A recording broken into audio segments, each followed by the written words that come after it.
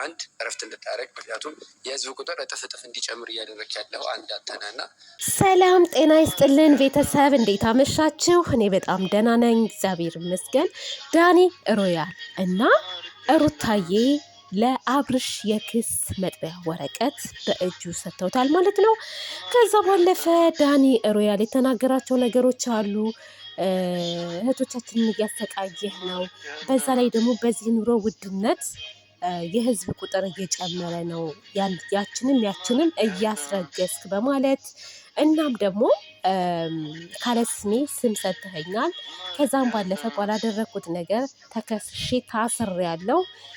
ስለዚህ አንተም ደግሞ ፍርድ ቤት ቀርበህ የእጅህን ማግኘት አለብህ። ሴቶቻችንም እረፍት ማግኘት አለባቸው፣ ለተወሰነ ጊዜ መቀጣት አለብህ በማለት እንግዲህ ዳኒ ሮያል እንደለመደው ሲፎክር አይቻለሁ። እኔ በበኩሌ ማለት በጣም እየፎከረ ነው። እኔ ዳኒ ይሄ ብቻ ሳይሆን የቀድሞም ቂም እንዳለበት የያዘውን ቂም አሁን በዚህ መበቀል እንደፈለገን የሚያሳየኝ ሩታን ትናንትና አብርሽ ይቅርታ ጠይቋታል ለተደረገው ነገር እና ያው ሄርሜላ እነሱ እንዳላገቷት በራሷ ችግር እንደሆነ የጠፋችው እና ስለዚህ ለዛ ደግሞ ይቅርታ ጠይቋል። ሩታም ይቅርታ የጠየቀው እኔን እንጂ ዳኒን አይደለም። ዳኒ ደግሞ የፈለገውን ነገር የማድረግ መብት አለው። ምክንያቱም ማሳሰር መብት አለው፣ መታሰር አለብህ ነው ያለችው። ይሄ 2 ወር 3 ወርም ሳይሆን 1 ዓመት ታስረህ በደንብ መቀጣት አለብህ ነው ያለችው። እንግዲህ እናንተ ምን ነው ይሄን ያክል ፈረዳችሁበት በአብርሽ? ምን የትኛው ወንጀል ነው 1 ዓመት የሚያሳስረው? እናውቃለን እኮ ሀገራችን ላይ ስንት ወንጀል እየተሰራ የሰው ህይወት እየጠፋ አይደለም 1 ዓመት ቀርቶ 5 ወር ራሱ አይታሰሩም። አብርሽ በየትኛው ወንጀል ነው እንደ 1 ዓመት እንዲታሰር የምትፈርዱበት? በዚህ ልክ እናንተ እንዴት ጨከናችሁ በአብርሽ ላይ? እኔ አሳዘነኝ አብርሽ፣ እውነት ለመናገር ዛሬ አሳዝነኛል። ዝምታውንም ደግሞ ወድጄዋለሁ። በጣም ትዕግስቱን ወድጄለታለሁ። እና ሩታዬ ነገ ጠዋት ግልብጥብጥ ብሎ ዳኒ አንቺ ነሽ ይሄንን ሀሳብ ያመጣሽው እንደሚልሽ እርግጠኛ ነኝ። ዳኒን አትመኝ። ዳኒ ማለት ወሽመጤን ቆረጠችው ነው በቃ።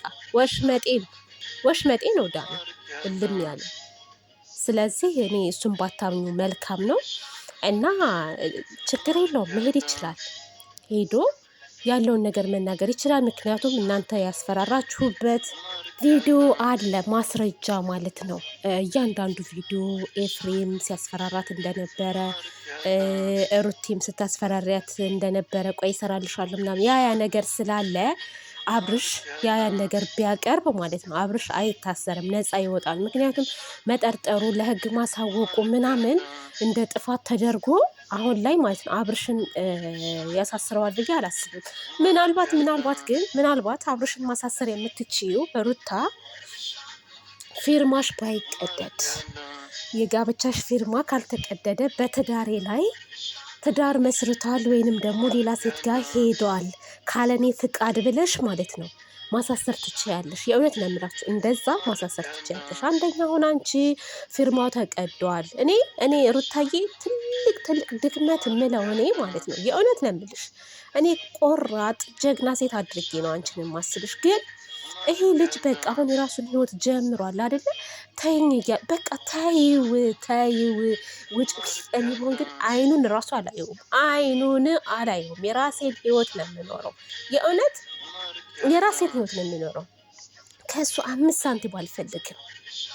እንደውም ያናደደኛል። አስበሽዋል? ባልሽ ሌላ ሴት ጋር ሄዱ፣ ከሌላ ሴት ጋር ብዙ ነገር እያደረገ እያደረ ጭራሽ አስረገዘ እየተባለ ምናምን ድጋሚ እኔ ከእሱ ጋር የመገናኘቱ እንትንሽ ራሱ እኔ ሞራል ያንቺ እኔ አላቅም። እናንተ ፍረዱ። እውነት የሩታ እንትኖች የሩታ ኦዲየንሶች እናንተ ፍረዱ። ለምንድን ነው የምትገናኘው ሩታ? ልጅ ከሆነ የሚያገናኛቸው እኮ ማለት ነው በስንት አንድ ቀን ነው የሚገናኙት። ለልጅም ከሆነ ልጅ ለማሳየት እንጂ ሁሌ መጨቃጨቅ፣ ሁሌ ሮሮ፣ አንተ እንዲህ ነህ አንተ እንዲህ ነሽ ምናምን ለምንድን ነው የሚባለው? ለምን አትተውም? በቃ እሱ አሁን አልፈልግም እያለ ነው። አልፈልግም ተይኝ፣ ሰላሜን ላገኝበት እያለ ነው ያለ። በቃ ተይው። ለአንቺ ራሱ ሰላም ታገኛለሽ እኮ። ዛሬ ቡዛ የተናገረችው ነገር አለ። እኔ ከወንድሜ ጎን ነኝ አለች። በወንድሜ አልደራደርም አለች። ግን አንቺንም ደግሞ የዋህነት መልካምነት እየተናገረች ነገር ግን ወደ አንቺ ሳትሆን ወደ ወንድሟ ናት። ወንድሟ በማስረገዙ ደስ ብሏታል፣ ተደስታለች። ገባሻ? ሁሉም እኔ ኤፍሬም ራሱ ማለት ነው ሩታ ልንገርሽ፣ ኤፍሬም ራሱ ለራሱ ጥቅም እንጂ አሁን ከጎንሽ የሚለው እውነት እንደ ከወንድሙ አንቺን አስበልጦ ይመስልሻል? እንዳይመስልሽ። ስለዚህ አንቺ ለራስሽ ብልጥ ሁኝ። በቃ ከዚህ ልጅ ህይወት ውጪ፣ ወይም የራስሽ ማድረግ ከፈለግሽም ደግሞ በቃ ምንድን ነው እንዴ ቤተሰብ እናንተ እስኪ አስቡ። ምንድን ነው እየተደረገ ያለው? አሁን አብርሽን የሚያስከስሰው ነገር ምናምን ምንም ነገር የለም በነገራችን ላይ ምንም ነገር። ምክንያቱም እንዲጠረጥር ያደረገው ቪዲዮዎች አሉ፣ እናንተ ያወራችሁት የሰራችሁት ብዙ ነገር አለ። ስለዚህ አብርሽ የሚታሰርበት ነገር የለም። ይህ እናሳስርሃለን፣ መቅመስ አለብህ እስር ቤት ምንም ወንጀለኛ አይደለም፣ አይታሰርም። እንደኔ ልጁን ብትተውት ይሻላል ነው የምለው። በቃ ተውት፣ በቃ የራሱን ህይወት ይኑር፣ እናንተም የራሳችሁን ህይወት ኑሩ። ለምንድን ነው ይሄን ያክል መለማመጥ? አሁን እኮ እሱ አልፈልግም ነው የሚለው። እኔ በአብርሽም አልፈልግም ካለ አልፈልግም ነው ወንድ ልጅ።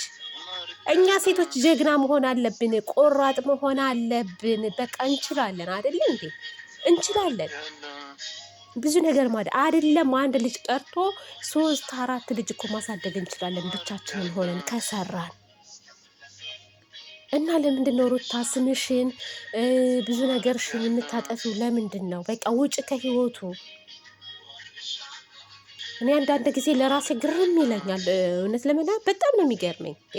አንድ ሰው አልፈልግም ውጭልኝ ዞር በይ ካለ እሱም ብቻ ሳይሆን ዞር በይ ውጭልኝ እኮ ብሎ ራሱ ይመለሳል የሚለው ነገር በውስጣችን ተስፋ ይኖራል። ግን ሌላ ሴት ጋር ሄዱ፣ ከሌላ ሴት ጋር ተኝቶ አስረግዞ ምን ብሎ ዛሬም ከሱ ጋር መገናኘት።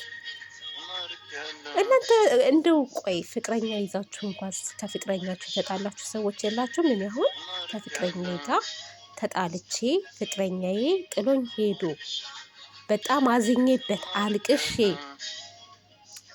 በቃ ሌላ ሴት ይዞ ምናምን ሳየው ቁርጥ ነው የሚያደርግ። እንደውም ያስጠላኛል ሁሉ ማለት ነው፣ ያስጠላኛል። አይደለም እሱ ጋር ሄጄ ልገናኝ ቀርቶ ስሙን ራሱ ለደቂቃ ማስታወስ አልፈልግም። ፍቅር በነበርንበት ሰዓት እኮ ብዙ ነገር አለ ያሳለፍነው የሆንኩት ነገር ምናምን። ግን ከሄደ ሄደ ነው በቃ። የእናንተ ላልሆነ ነገር ማለት ነው ምንም እንትን ማለት የለባችሁም። በቃ ከሄደ ሻኙት ይሄድ እና ሩታን ምከሯት፣ እውነት ምከሯት። ለምን ነው እንደዚህ የምትሆነው? ራሷን ታስከብረች። አረደሳ ኦዲየንስ ራስ በራሳችሁ አትሰዳደቡ። እስኪ ተመካከሩ፣ ተነጋገሩ። እስኪ ደግሞ በጣም ትሰዳደባላችሁ ራስ በራሳችሁ ራሱ። እኔ ለምን እንደሆነ አላውቅም እናንተ